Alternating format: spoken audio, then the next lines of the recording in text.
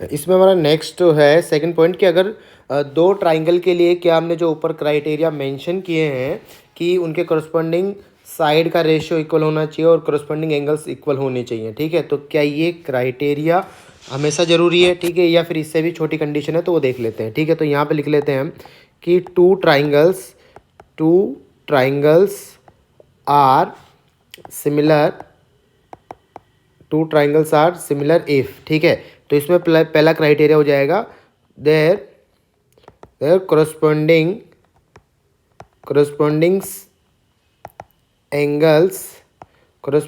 Angles are equal, ठीक है। यानी अगर आपको ये पता चल गया कि दो ट्राइंगल है ए बी सी और पी क्यू आर, उनमें एंगल जो ए है वो पी के बराबर है, ठीक है।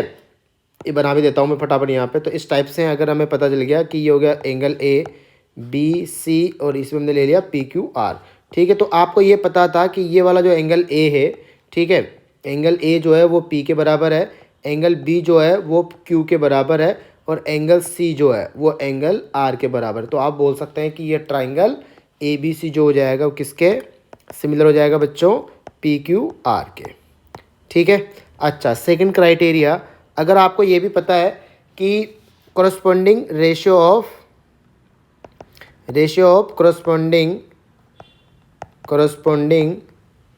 corresponding साइड्स इज इक्वल, ठीक है। तो आप बोल सकते हैं तब भी दोनों ट्राइंगल क्या हो जाएंगे, यानी A B by P Q equals to B C upon Q R equals to A C upon P R. अगर ऐसा भी है तब भी ट्राइंगल्स क्या हो जाएंगे आपके, दोनों सिमिलर हो जाएंगे। A B C is similar to triangle P Q R, ठीक है। नेक्स्ट क्राइटेरिया हो जाएगा कि जैसे यहाँ पर आपको पता चला कि दो करस्पॉन्डिंग साइड का रेशियो बराबर है, ठीक है, और हमने एक साइड ले ली ए सी एंड पी आर। अगर मान लो ये हमें पता है एंड उनके बीच का एंगल कौन सा हो जाएगा बच्चों, एंगल ए और एंगल पी। अगर इतना आपको पता है, जैसे यहाँ पे ए बी के करस्पॉन्डिंग साइड पी क्यू मान ली और ए सी के करस्पॉन्डिंग पी आर मान ली, तो उनके बीच का एंगल कौन सा हो जाएगा, एंगल ए।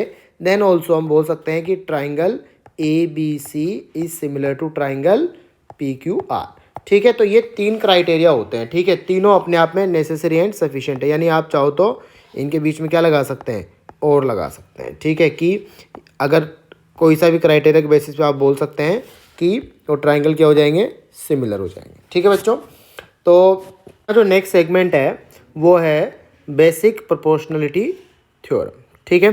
तो यहाँ पर ये बहुत काम का कॉन्सेप्ट है क्योंकि इसके बेसिस पर डायरेक्ट क्वेश्चन ये एक तो एज ए प्रूफ में आता है, ठीक है, और उसके अलावा इसके ऊपर आपको डायरेक्ट क्वेश्चन भी बनते हैं। भाई ट्राइंगल दे दिया, उस ट्राइंगल में ये थ्योरम लग रही है, ठीक है, बेसिक प्रोपोर्शनलिटी थ्योरम। और इसको हम इन शॉर्ट क्या बोल सकते हैं बच्चों, बीपीटी, ठीक है, या कभी कभी इसका एक और नाम है जो है थेल्स थ्योरम। क्या नाम है बच्चों, थेल्स थ्योरम, ठीक है। तो कैसे क्या है ये थ्योरम, ठीक है, पहले उसके बारे में बात कर लेते हैं।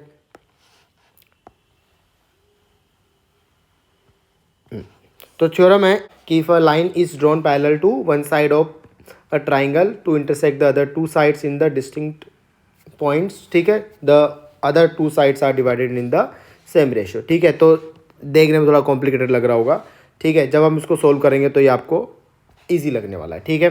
तो यहाँ पे पहले तो हम ट्राइंगल बना लेते हैं। अब देखो, जब थ्योरम प्रूव करने के लिए आती है तो जो मैं पैटर्न यहाँ पे फॉलो कर रहा हूँ वही सेम पैटर्न आप फॉलो कर सकते हैं अगर आपको अच्छे मार्क्स चाहिए तो, ठीक है। क्योंकि यहाँ पे अगर कुछ भी मिस हुआ तो यहाँ पे देखो स्टेप वाइज नंबर होते हैं, ठीक है।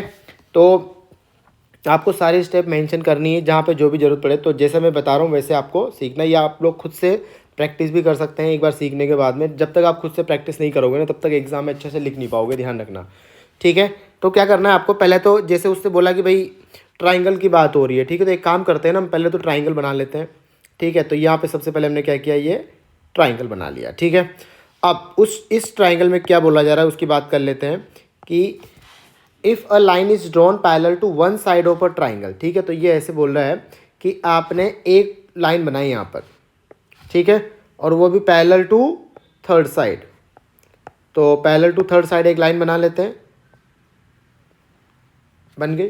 ठीक है, और इसको नाम दे दिया हमने डी और ई। उसके बाद में क्या बोला गया है कि the other two sides are divided in the same ratio. इसका मतलब जो यहाँ पे ए बी और ए सी है ना, वो सेम रेशियो में डिवाइड होती है। ठीक है, तो यहाँ पे गिवन में क्या दिया गया है कि in a triangle A B C, in a triangle A B C, ठीक है, मतलब ट्राइंगल हमने ले लिया, और डी ई किसके पैरेलल दे के रखिए बच्चों, बी सी के पैरेलल। ठीक है, D is parallel to B C. ठीक है, अब ये तो हो गया गिवन। नेक्स्ट आएगा अपना कि टू प्रूव। गिवन के बाद में क्या लिखते हो बच्चों आप, टू प्रूव। ठीक है, तो टू प्रूव में आ जाएगा अपना कि आपको प्रूव क्या करना है। तो एट द एंड आपको प्रूव करना है कि A D by D B equals to A E by E C, ये प्रूव करना है हमें। ठीक है, नेक्स्ट मतलब ए डी और डी बी का जो रेशियो है वो ये वाला रेशियो, दिस अपॉन दिस। ठीक है बच्चों, this upon this equals to क्या होना चाहिए, दिस अपॉन दिस। ठीक है, तो ये हमें प्रूव करना है। नेक्स्ट होता है आपका कंस्ट्रक्शन, कि अगर इसमें कुछ कंस्ट्रक्शन है तो कंस्ट्रक्शन करेंगे। ठीक है, तो यहाँ पे हम कंस्ट्रक्शन करेंगे, वो क्या है ध्यान से समझना। ठीक है, देखो बच्चों इसमें क्या होता है कि अगर आप इसके जो प्रूव वाला स्टेटमेंट है, अगर उसको आप ध्यान से देखोगे ना, तो इसका थॉट प्रोसेस क्या है, कि थॉट प्रोसेस है आपका कि आपको साइड का रेशियो लाना है कहीं ना कहीं से। ठीक है, यहाँ पे ये जो थॉट प्रोसेस है ये आपको एग्जाम में नहीं लिखना है। ठीक है, मैं जो इधर बना रहा हूँ, तो थॉट प्रोसेस है यहाँ पे हमारा कि साइड को मैदान में लाना। ठीक है, और साइड मैदान में कैसे आएगी, ठीक है, साइड इंक्लूड होनी चाहिए, साइड को मैदान में ला सकते हैं किसकी हेल्प से, एरिया की हेल्प से। तो इसका मतलब आपको इस वाली थ्योरम की थीम क्या है बच्चों, एरिया। ठीक है, एरिया ऑफ ट्राइंगल, और यहाँ पे एरिया ऑफ ट्राइंगल के थ्रू आप साइड को इंट्रोड्यूस करवाने वाले हो। ठीक है, उससे पहले आप, क्योंकि एरिया ऑफ ट्राइंगल, तो एरिया ऑफ ट्राइंगल किससे बनाते हैं, परपेंडिकुलर से बनाते हैं। ठीक है, तो यहाँ पे हमने क्या किया कि परपेंडिकुलर बना लेते हैं। ठीक है बच्चों, तो परपेंडिकुलर हमने क्या किया, यहाँ से एक परपेंडिकुलर डाल दिया। ठीक है, इस टाइप से, और ऐसे एक परपेंडिकुलर हमने यहाँ से इस पे डाल दिया, किससे, ई से, तो इसको नाम दे दिया हमने एफ, और इसको नाम दे दिया जी। ये कंस्ट्रक्शन का पार्ट हो गया, तो ये आपको लिखना भी है यहाँ पे। ठीक है, ड्रॉ परपेंडिकुलर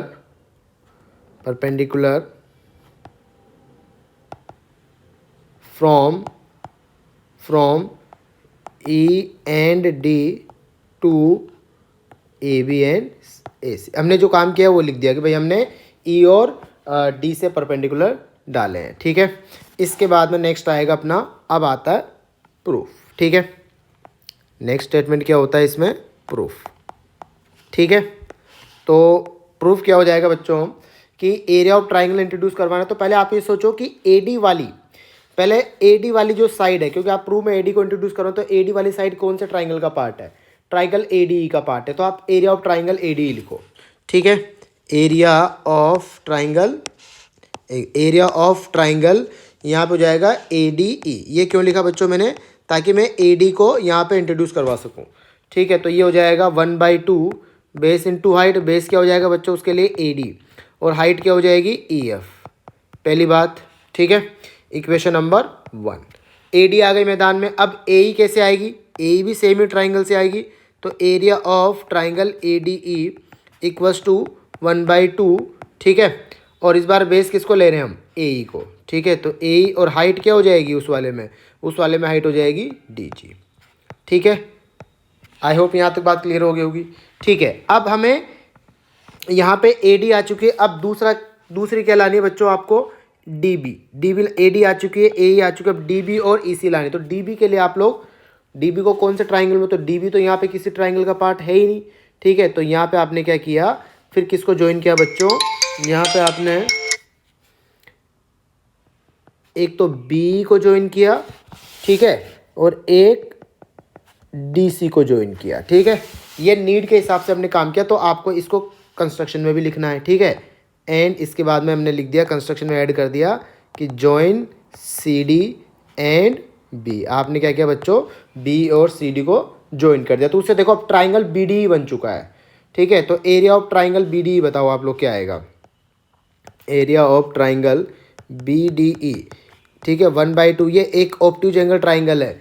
ठीक है, तो इसमें अगर आप लोग ध्यान से देखेंगे तो ट्राइंगल बी डी ई, ठीक है, जस्ट अ मिनट, मैं यहाँ पे ये क्योंकि वो डायग्राम ऊपर है, ठीक है, तो हम यहाँ पे एक छोटा सा डायग्राम बना लेते हैं, ठीक है। तो ये हो जाएगा आपका बी डी ई, ठीक है बच्चों, और इसमें ये वाला परपेंडिकुलर हो जाएगा, ठीक है। तो अगर आप लोग ध्यान से देखेंगे तो बी डी ई के लिए जो हाइट होगी वो कौन सी होगी, इस बी डी के लिए हाइट कौन सी हो जाएगी, ये वाली हाइट होगी, ठीक है, क्योंकि ये इसकी एक्सटेंडेड साइड में मिल रहा है, ठीक है।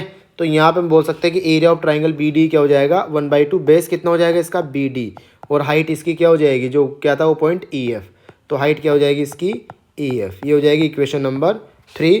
नेक्स्ट हो जाएगा अपना area of triangle C D E, area of triangle C D E, तो सिमिलरली आ जाएगी 1/2 इंटू बेस हो जाएगा सी, और हाइट हो जाएगी बच्चों, हाइट हो जाएगी इसके लिए कौन सी ऊपर वाले में देख के बताओ, डी जी, ठीक है।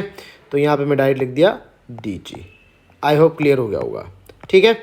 अब आपको जो लाना है उस पर ध्यान दो, लाना क्या है आपको ए डी और डी बी, है ना, ए डी और डी बी का रेशियो लाना है, ठीक है। तो आप सोचो यहाँ पे ए डी और डी बी कौन कौन से इक्वेशन से आपको दिख रहा है, देखो इक्वेशन नंबर 1 और 3 में देखो दिख रहा है, तो इसका मतलब आपको ये डिवाइड करनी है, ठीक है।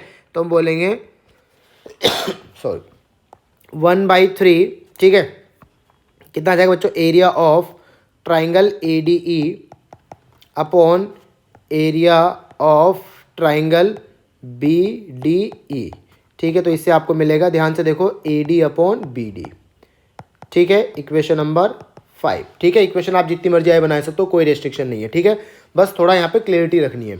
दूसरा हमने क्या किया, अच्छा ये 1/3 मैंने ऐसे लिखा ना, आप चाहो तो इसको एग्जाम में से लिख सकते, डिवाइड इक्वेशन 1 बाई इक्वेशन 3 ऐसे भी लिख सकते हैं, ठीक है। उसके बाद दूसरा क्या करेंगे हम, डिवाइड 2/4, ये आप लोग समझ गए होंगे ऐसा क्यों कर रहा हूँ, क्योंकि रेशियो किस किस का लाना है मैं अब, ए और ई सी का, ठीक है। तो ये आ जाएगा area of triangle A D E upon area of triangle C D E, क्या हो जाएगा बच्चों, C D E equals to आ जाएगा, उधर तो आ जाएगा अपना कितना, देखो ए डी कौन कौन सा वाला पार्ट तो कट जाएगा, डी जी वाला पार्ट कट जाएगा, ए ई बाई सी। अब आप इक्वेशन नंबर 5 और 6 को देखो ध्यान से, इनके आपको आर एच एस इक्वल लाने और इनके एल एच एस भी अगर इक्वल हो जाए तो प्रूव हो गया, ठीक है।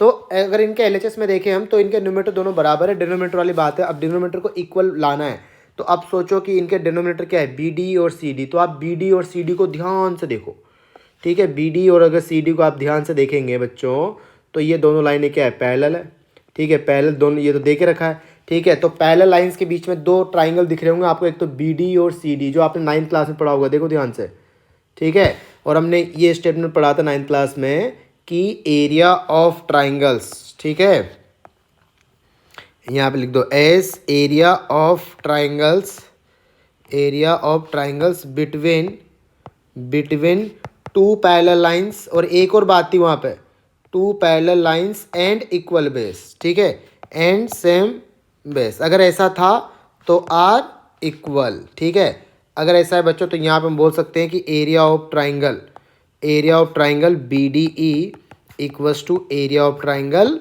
सी डी ई, ठीक है।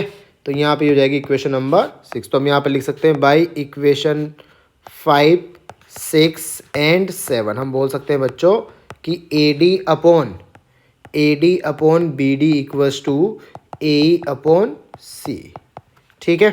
तो ये हो गया, अब यहाँ पे इसके बाद में लिख देना आप हैंस प्रूव्ड, ठीक है। तो मैंने जब आप लोगों को जो समझा है, ठीक है, तो समझने वाली बात तो आपको याद रखनी है, और उसके अलावा ये थॉट प्रोसेस क्या है, क्या क्या एग्जाम में लिखना है, वो यहाँ पे आपको क्लैरिटी रखनी है अगर आपको अच्छे मार्क्स चाहिए तो, ठीक है। अच्छा, यहाँ पे इसकी छोटी छोटी कोरोलरी है, मतलब रिजल्ट वाइज भी, जैसे कभी कभी आपको वो ऐसे गुमराह करने के लिए ऐसे भी दे सकते हैं, ठीक है। तो कोरोलरीज क्या क्या है, मतलब यही बात है, लेकिन उस बात को रिप्रेजेंट करने का अलग तरीका क्या हो सकता है, ठीक है। जैसे आपको दो ट्राइंगल दे के रखे हैं कि ट्राइंगल ए बी सी, और यहाँ पे एक और ट्राइंगल दे दिया आपको पी क्यू आर, ये पी क्यू आर बन गया, ठीक है। ये हो जाएगा ए बी सी और ये हो जाएगा पी क्यू आर। अच्छा, एक काम करते हैं, एक ट्राइंगल में देख लेते हैं ना, ठीक है, एक ही ट्राइंगल ले लिया हमने, और यहाँ पे ये हो जाएगा डी ई, ठीक है। तो यहाँ पे आप ऐसे, अगर D E parallel to, if D is parallel to B C है, तो आप यहाँ पे ऐसे भी लिख सकते हैं कि ए डी और डी बी, ये तो बात हमने पढ़ी है अभी, ये प्रूफ भी क्या है, ए ई बाई ई सी, पहली बात। अच्छा, इसका अब यहाँ से आप ऐसे भी पढ़ सकते हैं, ए डी के नीचे चाहे तो आप पूरी वाली साइड भी लिख सकते हैं, देखो ए डी के नीचे पहले मैं बी डी को लिख रहा था, अब आप ऐसे भी कर सकते हैं कि ए डी के नीचे पूरी ए बी लिख दो, लेकिन आपको सेम काम उधर भी करना है। ए के नीचे पूरी साइड क्या हो जाएगी, ए सी। अच्छा इसको आप ऐसे भी ले सकते हैं, B D upon A B, उधर क्या हो जाएगा, बी डी की करस्पॉन्डिंग क्या है, सी अपॉन ए सी। इस टाइप से भी लिखा जा सकता है। ठीक है, तो कोई सा भी रिजल्ट आप यहाँ पे यूज कर सकते हैं। ठीक है बच्चों, अब आता है इसका कन्वर्स। ठीक है, थ्योरम 2 जो कि आपका बीपीटी का कन्वर्स है। ठीक है, ये क्या है बच्चों, converse of BPT, converse of BPT.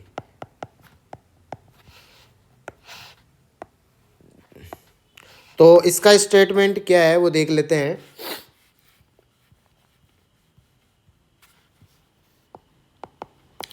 if a line divides any two sides of a triangle in the same ratio, then the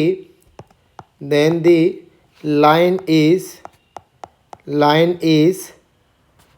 parallel to the third side।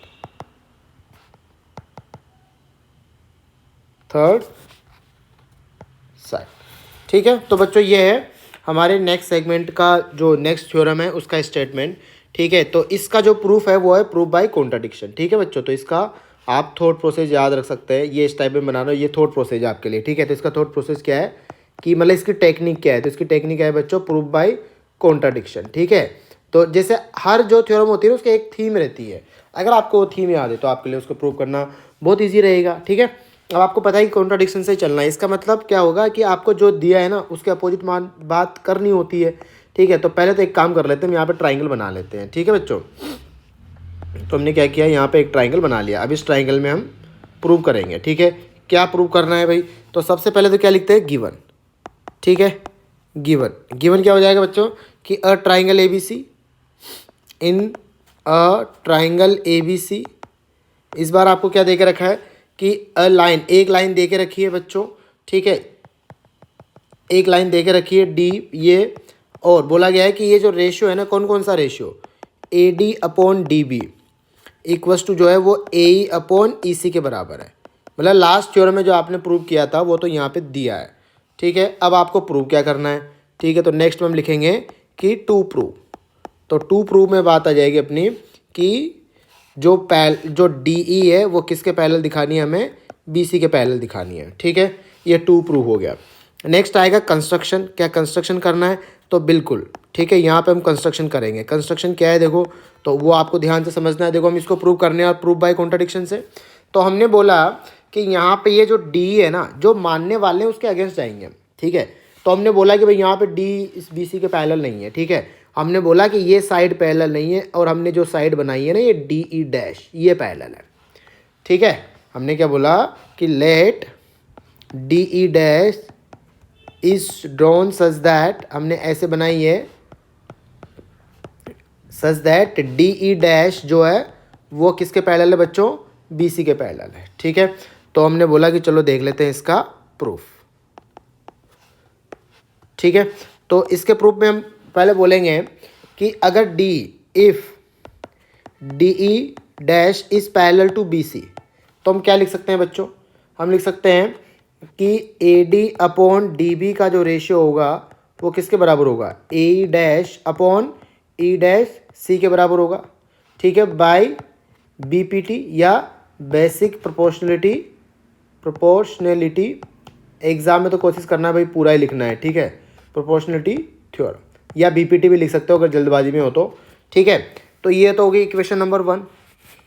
ठीक है, दूसरा ऑल्सो गिवन, ऑल्सो आपको गिवन क्या है वो आप given में देख के लिखो कि A D upon D B का जो रेशियो है वो किसके बराबर है, ए अपॉन ई सी के बराबर।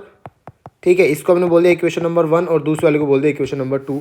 तो यहाँ पे बाई 1 एंड 2 हम क्या बोल सकते हैं, बाई 1 एंड 2 इनके जो आर एच एस है वो भी बराबर होंगे, A dash upon E dash C equals to A upon E C.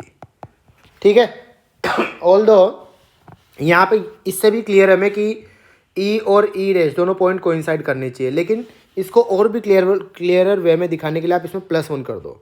ठीक है, तो दोनों साइड क्या कर दो, +1 कर दो। उससे आपको ना आंसर इजीली मिल जाता है, क्योंकि क्या होता है कि ये जो +1 करने से ये जो डिनोमिनेटर वाला पार्ट और न्यूमरेटर वाला पार्ट ऐड हो जाता है। ठीक है, देखो ये मिल जाएगा आपको AC बाई ई डैश सी, और ये हो जाएगा आपको AC बाई ई सी। तो यहाँ से मिल गया E dash C equals to E C, implies that point E and E dash coincides। ठीक है बच्चों, इसका मतलब हम बोल सकते हैं कि जो अगर ऐसा हुआ तो इसका मतलब कोइंसाइड कर गया। इसका मतलब क्या हुआ कि D जो है ना, इसका मतलब D must be parallel to BC, और ये हम बोल सकते हैं हैंस प्रूव्ड। ठीक है बच्चों, तो आई होप आप लोगों को ये वाला कॉन्सेप्ट क्लियर हो गया होगा। ठीक है, अब हम एक काम करते हैं कि इसके कुछ प्रैक्टिस कर लेते हैं दोनों सेगमेंट्स की थोड़ी थोड़ी। ठीक है, थ्योरम इसके कुछ क्वेश्चंस कर लेते हैं। तो जैसे मान लो पहला वाला क्वेश्चन है आपका, ने कोरोलरी लिखी थी वो यहाँ पे प्रूफ में मांगी गई है। ठीक है, तो कैसे करना था, अब जैसे इसका ओरिजिनल स्टेटमेंट क्या होता है, बाय बीपीटी। तो हम क्या बोल सकते हैं बच्चों कि AD अपॉन DB का जो रेशियो है, ठीक है, वो कितना हो जाएगा, AE अपॉन EC। तो ये आप थीम ध्यान से समझना। ठीक है, अब यहाँ पे जो आपको प्रूव करना है उसमें क्या है, AD अपॉन AB है, लेकिन आपको क्या देख रखा है, AD अपॉन DB है।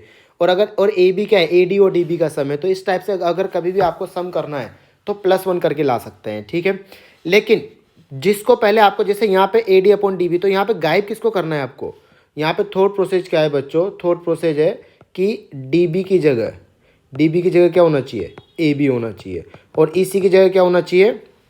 और एक सेकंड, मैंने यहाँ पे इस वाले में ना, यहाँ पे ये AC है बच्चों। ठीक है, और EC की जगह क्या होना चाहिए, AC होना चाहिए। तो ये कैसे आएगा, जिसको गायब करना है उसको ऊपर लाओ पहले। तो ठीक है, तो यहाँ पे पहले न्यूमरेटर लाओ, तो कितना हो जाएगा, DB अपॉन AD। ठीक है, AC upon EC upon A। ठीक है, अब +1 कर दो, DB upon AD +1 equals to, ये हो जाएगा आपका +1, दोनों को ऐड करो, ये हो जाएगा DB plus AD upon AD। ठीक है, EC plus AE upon A। ठीक है, और ये कितना हो जाएगा बच्चों, फर्दर हो जाएगा आपका, ये तो हो जाएगा AB upon AD equals to, ये हो जाएगा AC अपॉन A। ठीक है, हो गया प्रूफ, इसको रेसिप्रोकल कर दो, AD upon AB equals to AE upon AC। ठीक है, तो आपको क्या करना है कि जब वो प्रूफ में इस टाइप का कोई स्टेटमेंट दे जो उसी से डिराइव हुआ हो, तो ठीक है, तो +1 करना होता है। लेकिन +1 कब करना है आपको, +1 किस हिसाब से करना है कि किसको आपको हटाना है। ठीक है, जिसको रखना है वो नीचे होना चाहिए। ठीक है, फिर +1 करना होता है बच्चों। ठीक है, आई होप, जैसे इसमें अगर मान लो हमें लाना होता, ये ट्राइंगल है, ठीक है, ABC, और ये आपको दे के रखा है कि D। ठीक है, यहाँ पे ये एग्जाम्पल में लिख लेते हैं हम। ठीक है, अब आपको लाना है कि BD अपॉन AB जो है वो EC अपॉन AC है ना, ये प्रूव करना है आपको, और दे के रखा है D is parallel to BC। तो कैसे करेंगे आप कि बाई बीपीटी कितना आएगा बच्चों, ये आएगा आपका AD upon DB equals to AE upon EC। अब आपको हटाना किसको है, इस बार ध्यान से देखोगे तो AB है ना, BD है, BD देखो ये रहा ध्यान से नीचे। ठीक है, और AD की जगह क्या आ गया, AB। तो जिसको हटाना है वो AD है, ऊपर ही है, तो यहाँ पे दोनों तरफ क्या कर दो आप, +1 कर दो।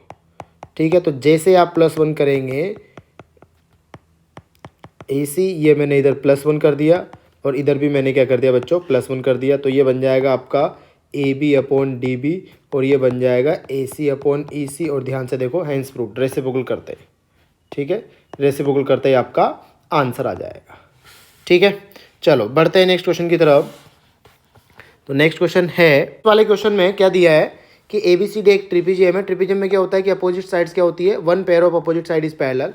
E एंड F आपको दिख रहे होंगे, नॉन पैरेलल साइड्स पे बना ज्वाइन किया गया है। ठीक है, और यहाँ पे आपको देके रखा है कि EF is parallel to EB, यानी इनडायरेक्टली आपको देके रखा है कि ये तीनों साइड जो है AB, EF और BC तीनों क्या है, पैरेलल है। ठीक है, तो यहाँ पे आपको कंस्ट्रक्शन क्या करो, ठीक है, कंस्ट्रक्शन में आप इसमें क्योंकि आपको रेशियो लाना है, ठीक है, और वो भी पैरेलल भी लिखा है, रेशियो भी लिखा है, तो आपको एग्जाम में समझ में आ जाएगा कि कहीं ना कहीं ये बीपीटी का क्वेश्चन है, ठीक है। तो बीपीटी में लेकिन एक बात थी कि वहाँ पे ट्राइंगल मिलता था, ये तो ट्राइंगल नहीं है, तो आपने क्या कर दिया, यहाँ पे एक ट्राइंगल बना लिया, ठीक है। तो कंस्ट्रक्शन कैसे किया बच्चों आपने, आप इस टाइप से कंस्ट्रक्शन कर दिया, ठीक है। यहाँ पे इसको बोल दिया मैंने जी, ठीक है। तो इसमें कंस्ट्रक्शन क्या हो गया बच्चों, ठीक है। अच्छा, जब आप ऐसे इसको एज ए क्वेश्चन कर रहे हैं ना, तब आप ऐसे डायरेक्टली लिख भी सकते हैं, भाई हमने कंस्ट्रक्शन, या तो चाहो तो मेंशन कर दो, बढ़िया बात है, या डायरेक्ट लिख दो, ठीक है। जॉइन बी डी, ठीक है, इंटरसेक्ट, और ये क्या कर रहे हैं, इंटरसेक्ट्स EF8G, कहाँ पे कट करते हैं, जी पर, ठीक है। चलो अब आ जाते हैं हम कि AE और ED, देखो ध्यान से देखो कौन से ट्राइंगल में आपको दिख रहा है, जैसे आप ये कंस्ट्रक्शन करेंगे आपको समझ में आ जाएगा, ठीक है। नाउ अगर आप देखेंगे ध्यान से कि इन ट्राइंगल DAB में देखो बच्चों ध्यान से, ठीक है, DAB में आप ध्यान से देखोगे तो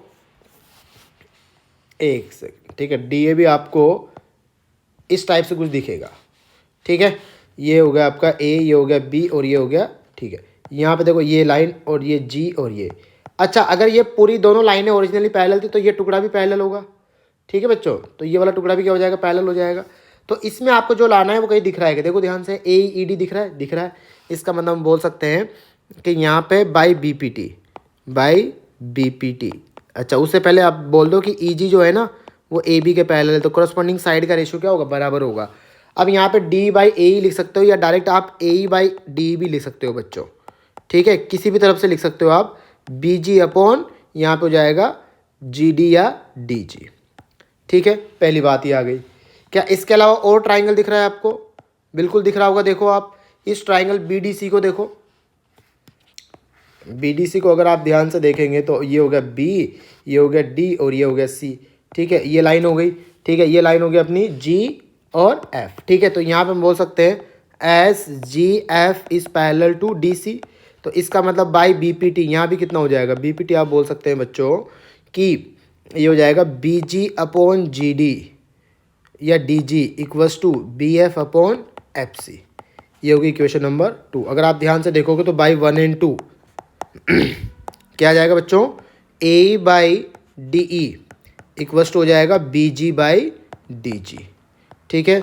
और हमें प्रूव क्या करना था, इक्वल्स टू, ये इक्वल्स टू हो जाएगा BF/FC। तो डायरेक्ट आप चाहो तो यहाँ पे लिख दो, इसको हटा ही देते हैं, कितना लिख दो बच्चों, ये हो जाएगा आपका BF/FC, ठीक है।